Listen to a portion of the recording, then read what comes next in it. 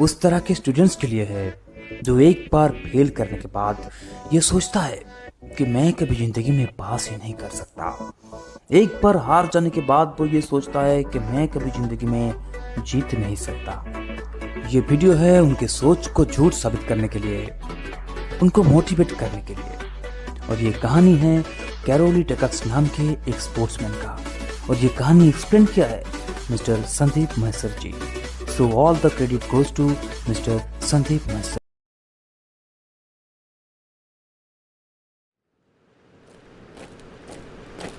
ये कहानी है 1938 की,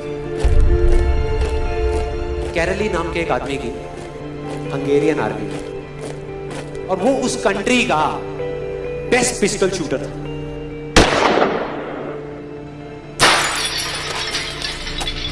जितनी भी नेशनल चैंपियनशिप्स हुई थी उस कंट्री में, उसको वो जीत चुका था।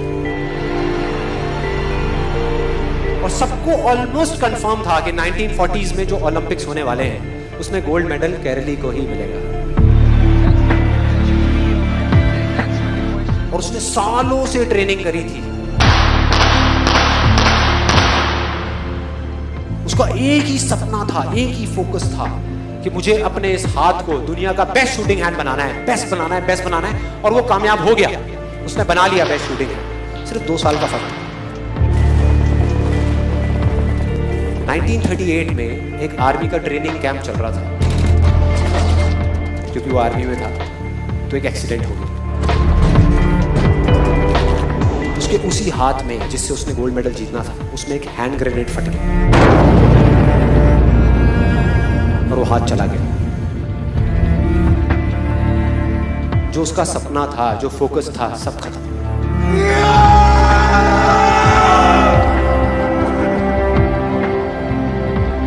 उसके पास 2 रास्ते थे। एक तो ये कि वो बाकी की पूरी जिंदगी रोता रहे और कहीं जा करके छुप जाए,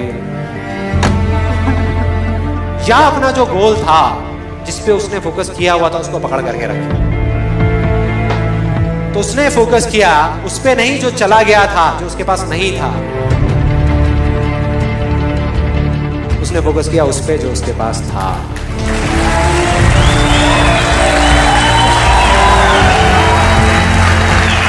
जो उसके पास था, और क्या था उसके पास में? एक लेफ्ट हैंड, एक ऐसा हाथ जिससे वो लिख तक नहीं सकता था। 1 महीने तक उसका हॉस्पिटल में इलाज चला इस हाथ के लिए, और सही 1 महीने बाद अपनी ट्रेनिंग शुरू कर दी इस हाथ की।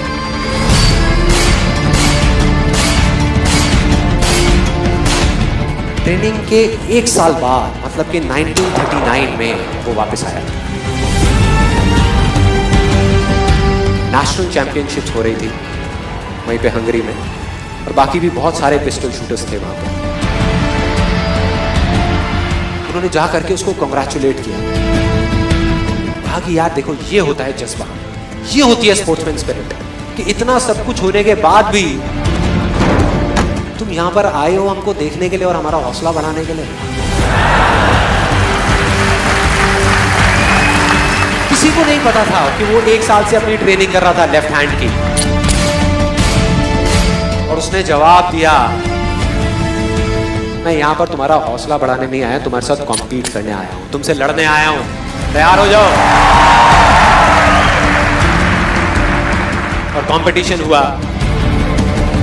बाकी सब वहां पर जितने भी लोग थे वो कॉम्पीट कर रहे थे अपने बेस्ट हैंड से। ये कॉम्पीट कर रहा था अपने ओनली हैंड से, ओनली हैंड से।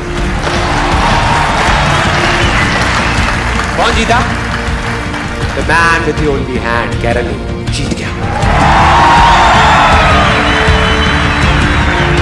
लेकिन वो यहां नहीं रुका। उसका गोल क्लियर था कि मुझे इस हाथ को, इस कंट्री का नहीं, इस पूरी दुनिया का बेस्ट शूटिंग हैंड बनाना है। उसने अपना सारा फोकस उठा करके डाला 1940 पे, जब ओलंपिक्स होने वाले थे।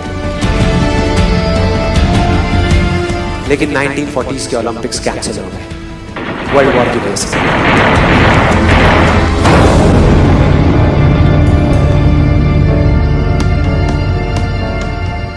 अपना सारा फोकस उठा करके कहां डाल दिया? 1944 में जो ओलंपिक्स होने वाले थे उसके ऊपर। और 1944 में जो ओलंपिक्स होने वाले थे वो भी कैंसिल हो गए वर्ल्ड वॉर की वजह से, फिर से कैंसिल।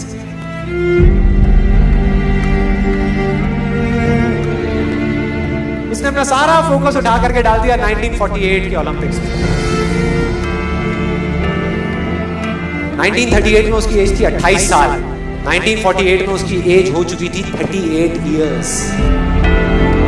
और जो यंगर जो प्लेयर्स आते हैं निकल करके, उनसे कॉम्पीट करना मुश्किल होता चला जाता है।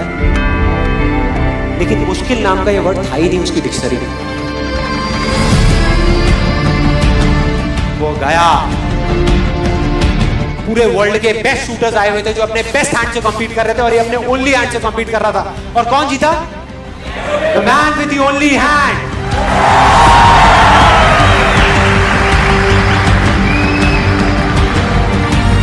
लेकिन वो तब भी नहीं रुका।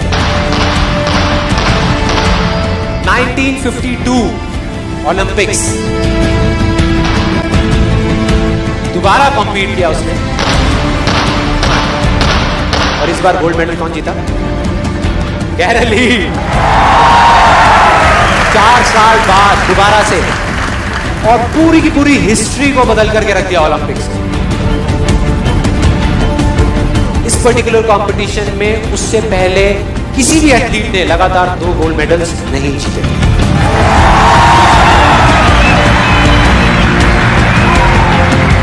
अब किसी भी लूजर के पास चले जाओ, उसके पास लिस्ट होगी बहानों की कि मैं इस वजह से फेल हुआ अपनी लाइफ में, इस वजह से मैं कुछ नहीं कर पाया। बहुत लंबी लिस्ट है। और दूसरी तरफ विनर के पास चले जाओ, उसके पास में 1000 वजह होगी वो ना करने की जो वो करना चाहता है, सिर्फ एक वजह होगी वो करने की जो वो करना चाहता है, और वो कर जाएगा।